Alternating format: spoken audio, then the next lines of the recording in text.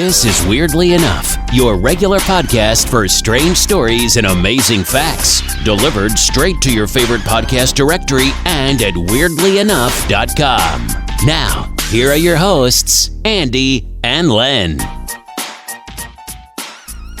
And another very, very warm welcome to this week's installment of Weirdly Enough. We're going to be talking about the flat earth theories today. I'm joined in the studio here with Len Johnson. How's things going today? Not too bad, getting closer to Christmas. Oh, it is, yeah. Well into December now. Not long to go. We'll have to take a break over Christmas, I think. A couple of episodes off, perhaps. Yes. We'll see. But we've been doing well. We're getting well in through Series 4. They said it wouldn't last, but of course it did. And there's lots of different ways to find Weirdly Enough. You can go to weirdlyenough.com. That's our website where you'll find out loads and loads of cool stuff about Weirdly Enough. We have all our archive podcasts on there. You can also find us really wherever you get your podcasts. Google Podcasts, Apple Podcasts. You can ask your smart speaker to play the Weirdly Enough podcast. Or you can find us on YouTube. We're all over everywhere that you could possibly find us. And we really do appreciate our numbers are getting better and better. Lots and lots of people listening to us. Lots of great comments. And it's wonderful to hear from you all. So today, as I say, flat earth. And it's one of those kind of ones that while you think about it and you think people that believe in this are idiots, you also think, well, how can you disprove them? How, if you said to me, I believe the earth is flat, how can I prove that it's not? I suppose with facts and logic. Yeah. But one of the ways, and I'll just use this analogy very early on. If you know anything about like radio signals, if you have a ship radio or a marine radio, is it VHF or something it's called, at sea level, and you're talking to another station, another boat that's at sea level, so you don't have a big mast, you're at sea level, it'll go for 16 miles. Once you get over 16 miles, the curvature of the earth blocks the signal. But if you have a big mast on your ship, or you're broadcasting to something, a land station that has a big mast, it'll go much further. You maybe get 50, 60 more miles. It's line of sight, so it'll go on indefinitely. But once that curvature of the earth kicks in, you can't get through that. So that's how, in layman's terms, I kind of explain that it can't be flat. But anyway, let's hear about the theories that have been presented by the flat earth community. We're probably going to get into all sorts of trouble because they are they don't like. It's a surprisingly controversial thing. It is very controversial. Yes. Do you ever remember that time? I forget what it was, but there's some flat earth conference, and famously they said that they're like publicising themselves, and there's this, we're inviting delegates from all over the globe. All over the globe, yeah. Very good. And that was a real thing, right? But with things like this, with really outlandish topics and really outlandish theories, so some people, like I know Alex Jones and people like that talk about this. It's kind of so outlandish that if you're a conspiracy theorist, you believe in the flat earth, it's so crazy that you might also believe in other conspiracies that perhaps are real, that perhaps are true, but because you've already discredited yourself so much by saying the world is flat, nobody's going to listen to the other thing. So it's kind of like, is it something that's put out there by, what is it they call, shills or something? To sacred unknowns. Yeah. Is it put out there? Disseminated by the agents of the sacred unknowns. Flat earth. Yeah. But anyway, Alex Jones has a name for that. What's that? It's a bit gross, I hope you don't mind me saying it. It calls it the turd in the punch bowl. Oh yes, theory. I've heard the turd in the punch bowl, yes. And it's like, if you go to like a summer party, and it's like a hot day, and you think, oh, there's a bowl of delicious punch. Yes. Fruit punch, very refreshing. And then you go to take a drink of fruit punch, and you notice there's a big job in it. It often happens, unfortunately. Just a big just floater. The kind of parties I go to, yeah. Just a big floater. And the thing is, it doesn't matter how delicious and wholesome the fruit punch is, because there's a big job in it. Yeah. It's You going know- to put off your enjoyment of it somewhat. Well, you're not going to want to drink the punch. So I think this analogy is in the world of conspiracy. He's trying to disseminate the delicious fruit punch Yes. and get you to drink some delicious fruit punch. But the problem is when people go on about flat Earth, it's like a big job in the punch. Yeah. You know what I mean? Mm-hmm. But anyway, right, I'm going to start straight off with some controversy. Okay. Not like you. Done a wee bit of research. Well, I say literally a wee bit of research due to the constraints of time. Like, you know, Wrote it on the back of a fag packet. That's really is.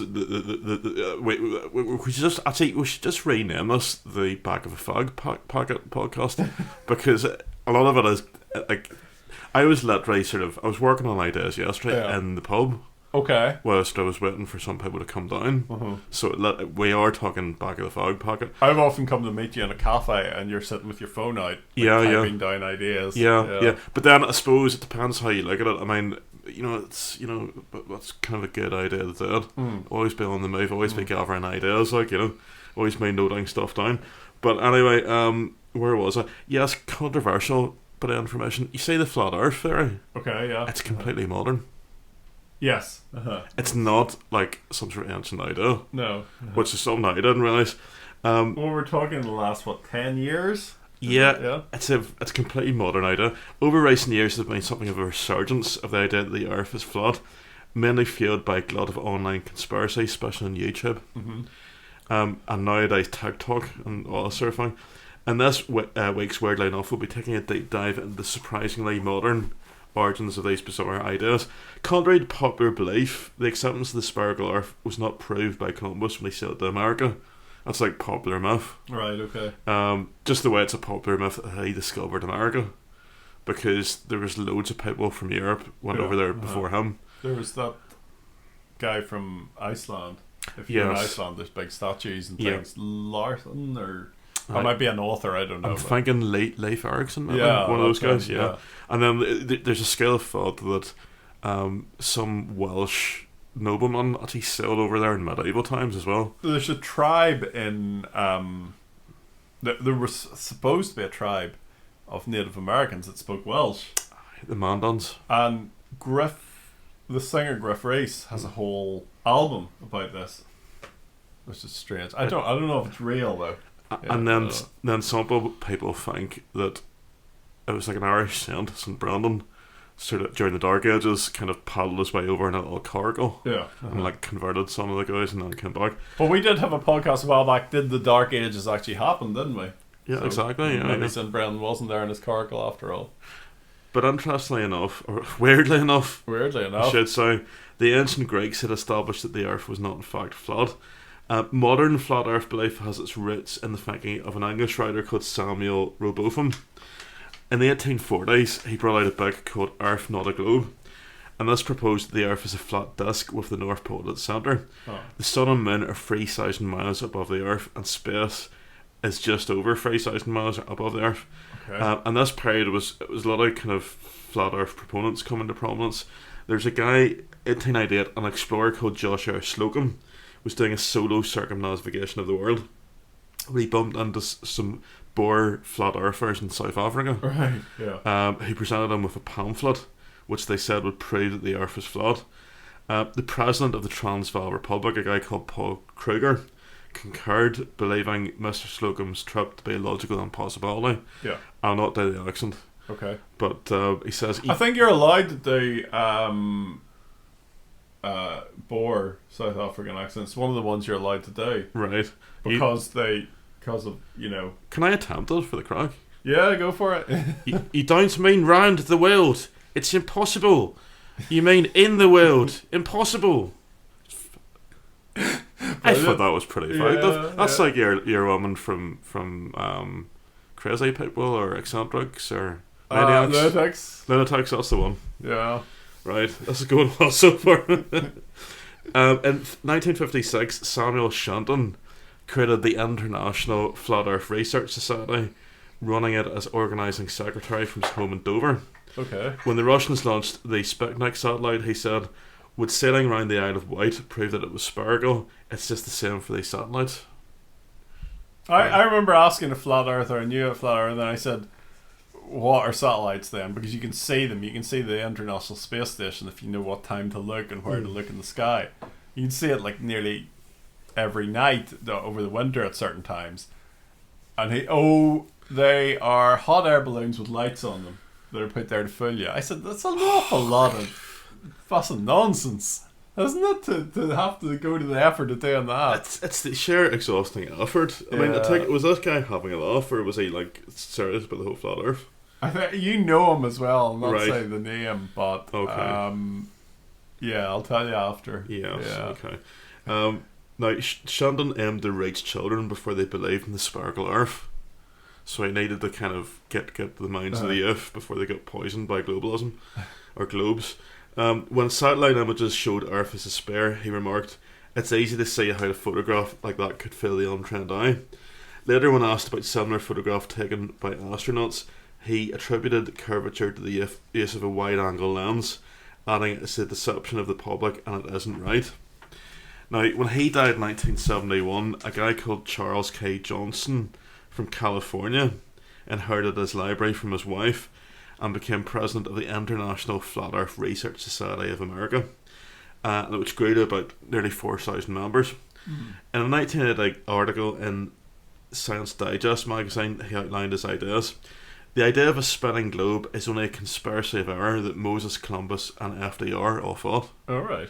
So he's alleging that Franklin Delano Roosevelt was a flat earther, which I don't think is So true. he knew about it, but he tried to cover it up. Apparently so, yeah. He says if it's a sphere, the surface of a large body of water must be curved. The Johnsons have checked the surfaces of Lake Tahoe and the Salton Sea without detecting any curvature. To publicise his ideas, he brought out a number of publications, the most famous of which was a tabloid newspaper, which came out every quarter. Well, we all know they're full of truth. The Flat Earth News was sent out to members who paid annual dues of $6 to $10 a year.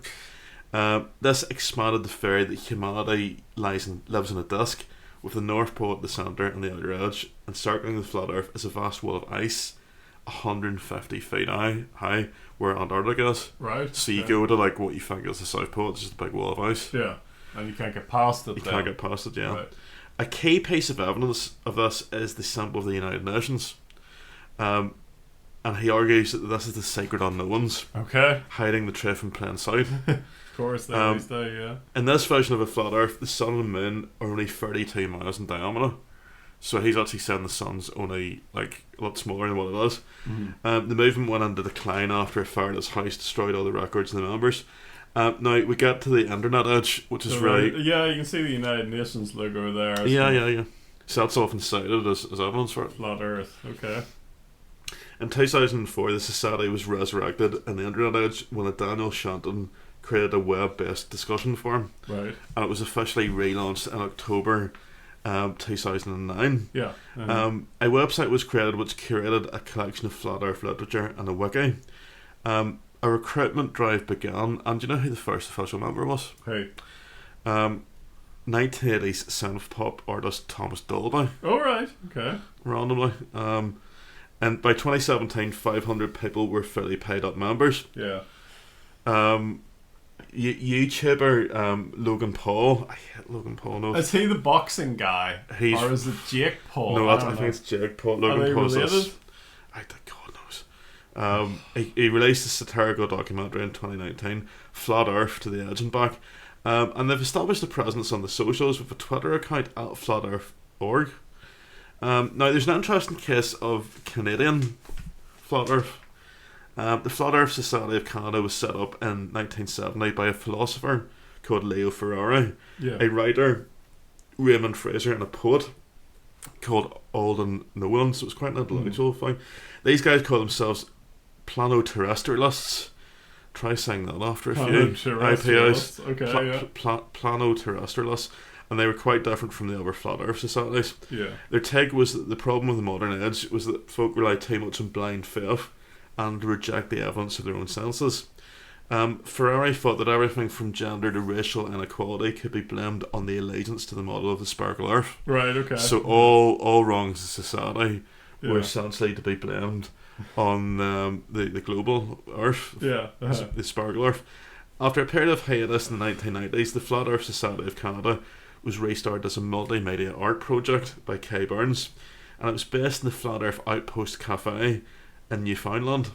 And Kay set up an installation called the Museum of the Flat Earth, so it's kind of like a multimedia kind of like art project. Italy's a mad hotbed of Flat Earth, apparently, for some reason. There's a thriving subculture in Italy, and you get characters like a guy called Agostino Ferrari, who in 2019 organised several meetings in Palermo, Sicily, with an entry charge of €20. And he's got some bizarre claims. That's what you were talking about, McKamey Manor, and he doesn't charge anything. He needs to listen to that guy. Yeah, definitely, like, you know, €20. He says that NASA is like an outer space Disneyland, with astronauts and the guys at ground control all being played by actors. Oh, of course, yeah. And he says you can prove the flat Earth yourself, like now, by filling up a bottle of water. If you place the bottle horizontally, the water never curves. Proof, apparently. So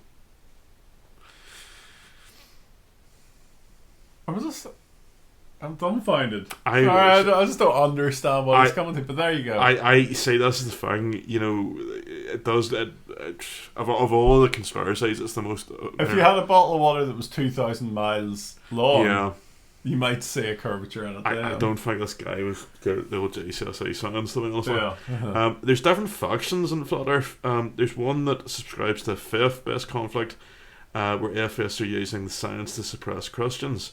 The second faction believes that the sacred unknowns are conspiring to suppress the truth, and the third faction believes that the best way to acquire knowledge is by lived experience. So they're like basically teachers leave them kids alone.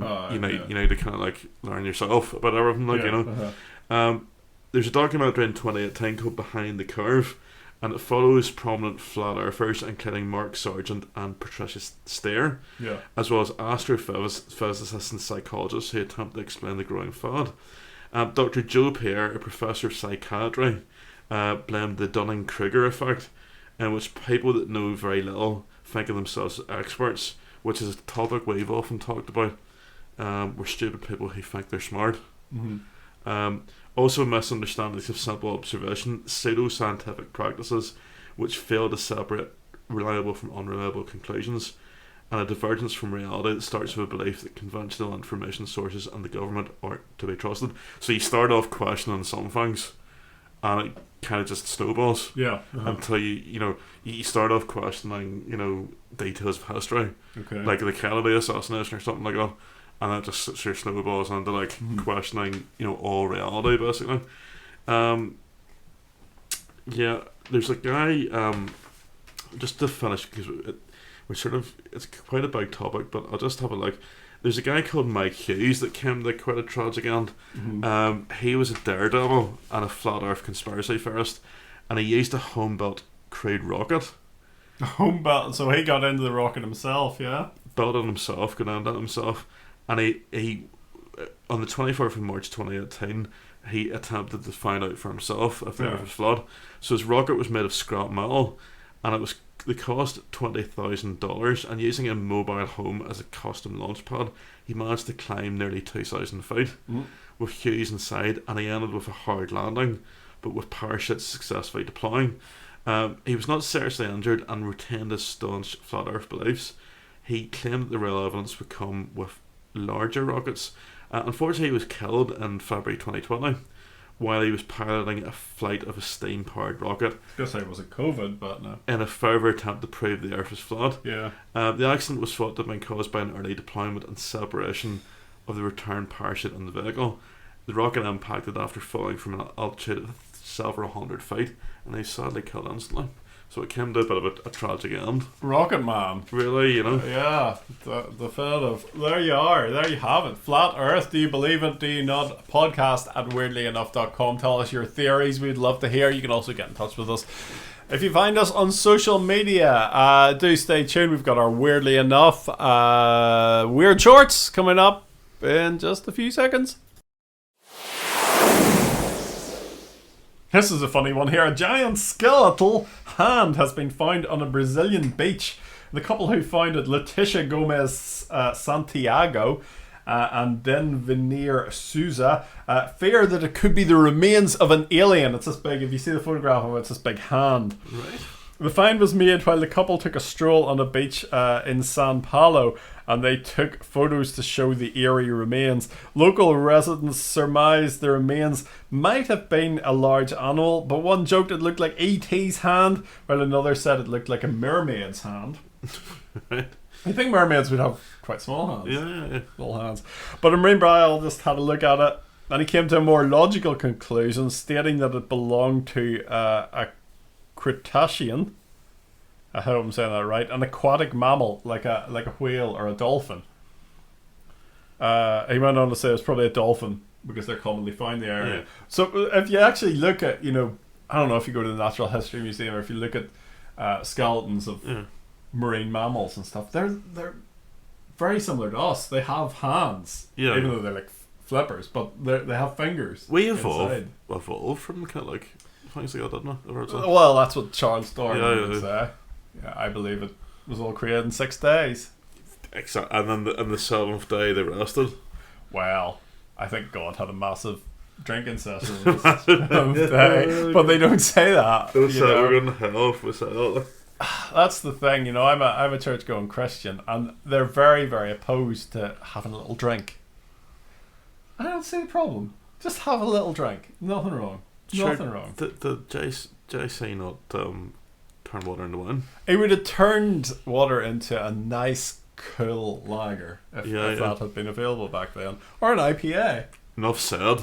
He did have the big beard and everything. I would have thought maybe a real ale, man. Yeah. No, he would have enjoyed a real ale back in the day. Or karting. Anyway, running a marathon is an ordeal for even the most highly trained athletes, but one runner in China has taken a bit more of a cavalier approach to his exercise regime, and it seems to be paying off, judging by the fact that he can compete a marathon in under 3.5 hours. Not Carling. Carling's too gassy. Yeah, it's very gassy. Shen Banjiang, I think his name is, who was simply known as Uncle Shen, finished the Yangyun Marathon in Jiandai, China, while chain smoking throughout the entire event. So he's having a smoke. Do you like my Chinese pronunciation there? Very impressive. Absolutely no idea if I'm saying it right. I don't think I am, but it sounds great. Changchun province in Jiangjiang. Anyway, Chan gained fame after photos of him smoking throughout the race appeared on on the Chinese social media platform Weibo, which left onlookers in disbelief. Commentators on the platform condemned the granddad's actions, saying that smoking should be banned from the race because it affects other competitors. He has a record for completing marathons while smoking. He first ran the 2018 Gunzhou marathon in 2018. Of course he did. Finishing in an impressive 3 hours 36, but he managed to beat his time the next year, finishing the Xiamen 2019 marathon 4 minutes faster. So he just runs along smoking. Why not? If that's what gets him there. I like this. Every man needs a hobby, whether it's train spotting, fishing, sports. I like Microsoft Flight Simulator. That's my thing at the minute. That's my hobby. Excuse me. But for some it can become an obsession. Perhaps that's what's happened for German national Alexander Smoljaninovic. Excuse me, who has a rather bizarre collection. No, we're not going to see some tasteless, obsessive collection like on Eurotrash back in the 80s. Do you remember that, Eurotrash? Yeah, it was. I was thinking actually of that the other day. Oh look, Anton! They have a collection of willies. Anton the Clown. And do you remember they used to like do little segments about people? And they dub it, but they dub it with like a regional accent. Yeah. So you'd have like some like German porn swingers, star or something like that. Yeah. And they'd have like a really broad like Scottish accent or something like that. This guy's passion is collecting wheelie bins. He's collected over 100 full-size wheelie bins. However, he's become increasingly frustrated in efforts to complete his collection. Alexander is searching for a rare purple Solo 240-litre bin that can only be found in the UK. So if you know of one, do get in touch with him. He's gone as far as contacting a local paper in Buckinghamshire where he used to live 15 years ago. He told Bucks Free Press that he's got miniatures and full-size bins from all over the world, including France. I've lost my my thing here, including France, Germany, USA, and UK. Bins come in all different colours, including gold, silver, and even transparent. I want a transparent wheelie bin, but he wants the elusive purple wheelie bin to complete his collection. Alexander feels his passion for bin collecting has a historic importance, with some of the models in his collection being out of production for over 20 years. Right. They are. Each to their own, I suppose. I know. And a 55-year-old woman from Massachusetts is accused of using a swarm of bees as a dangerous weapon after she unleashed a hive of the insects on deputies who were serving an eviction notice. Rory Woods, thanks for the tip, has arrived at the home in Longmeadow while officers from the sheriff department were serving the notice. The residence was inhabited by a man who was fighting eviction for years and had gathered support from anti-eviction activists, including this professional beekeeper. Arriving at the property in an SUV towing a trailer with a number of beehives attached, Woods proceeded to open the lid of the containers and release the bees. The bees swarmed the area, stinging several officers and bystanders, and one deputy had to go to hospital. She now faces 4 felony charges, including assault and battery by means of a dangerous weapon. Local press reports that Woods pleaded not guilty to all charges. Release the bees. Release the bees. Yes, thank you very much for listening. We'll be back again next week with some more Weirdly Enough. Until then, do have fun. Thanks for listening to Weirdly Enough. Remember to subscribe to get the latest edition as soon as it drops. And don't forget to leave a review. Email us about anything we've discussed or with your own weird tale at podcast@weirdlyenough.com.